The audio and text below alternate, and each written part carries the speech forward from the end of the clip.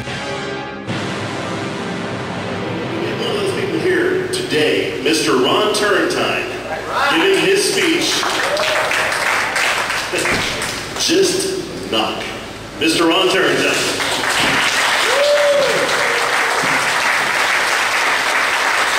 Thanks very much, Brad. And hello, Bridgestone! All right, man, you guys are awesome. Listen, I got a question for you. By a show of hands, how many of you have ever had something embarrassing happen to you here at work? Anyone? Oh, yeah. Okay, now keep those hands up. All right? Now, out of all these embarrassing moments, how many of them were so bad, so awful, that if someone asked you about them, you'd probably turn red and pass out from the shame? Anyone? Well, fellow teammates, that's exactly the kind of embarrassing moment that I had. And it was all because I just didn't knock. So, there I was on the 12th floor of our building, sitting in a meeting. And I was just 30 minutes into a 3-hour-long snooze fest. Have you been there before? Boredom was weighing down on me like a lengthy BACC course. So, in an valiant effort to not fall asleep, I picked up my security key card and began fidgeting with it. And it was while I was fidgeting with this little key card that my BlackBerry began to buzz. I still had one of those back then.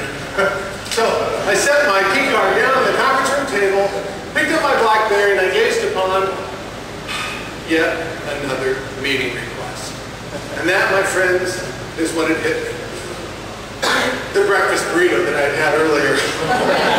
Now, thinking that my meeting wasn't going to be over for another 2.5 hours, I began to worry, because nature was calling me with an urgency that made me realize that nothing short of a supernatural miracle was going to make me endure for that much longer. So I set my BlackBerry down on the conference room table, politely excused myself, and I headed straight for the 12th floor men's room, where all the stalls were full. Now, I didn't feel like I could wait for a stall to become free, so I decided the best course of action for me to take was just to go down to the men's room on the 11th floor. However, I also didn't feel like I had time to wait for the elevator either, so I just headed straight for our stairwell. Wait for it. As soon as I stepped foot inside of that stairwell, and I heard the foreboding click of the door closing behind me, did I realize that I left my key card back in the meeting room. For those of you who don't realize this, you need your key card to get out of our stairwell. A sickening dread began to wash over me. And it was due to more than just my present condition. But then I thought, hey, all I gotta do is just call one of the guys from my team to come open the door for me, but now my sickness quickly began to turn to anger, and I cursed myself a few times as I leaned my hand forward to knock on the stairwell door. But then I paused. Pride. It's an amazingly powerful thing, isn't it? And especially with us guys. Come on, guys, admit it. You know it's true. And at this moment, my pride was talking to me loud and clear. Come on, Ron. Do you really want to knock on this stairwell door just so your fellow employees on the other side can open it up and then laugh at what an amazing idiot you are? With your luck, Gary Garfield will be the one who opens the door. Come on, think. Well, you know, pride may be one of the 7 deadly sins, but at the moment it was making a pretty convincing argument for me. So I decided not to knock, which opened up a completely new predicament for me. You see, the only door that I could open without my key card in all 12 floors of the stairwell was on the 1st floor. And it's the one that led to the outside. So I took a deep breath, squeezed my legs together tightly, and I began my hurried descent down 12 flights of stairs. Now, I don't know how many of you have ever tried to hurriedly descend a stairway before, when you had to go to the bathroom really, really bad. Well, let me tell you, it ain't easy. But hey, if you ever want to find out what it's like, here's what you do. Get a short piece of rope, tie your legs together tightly at the knees, and then head down those stairs. Not only is it difficult, but you feel like a complete fool in the process. Now, hurriedly Carefully descending down 12 flights of stairs in this fashion did two things to me. Thing number one, it made me really, really sweaty. Oh yeah, I'm talking drenched through my clothes sweat, people.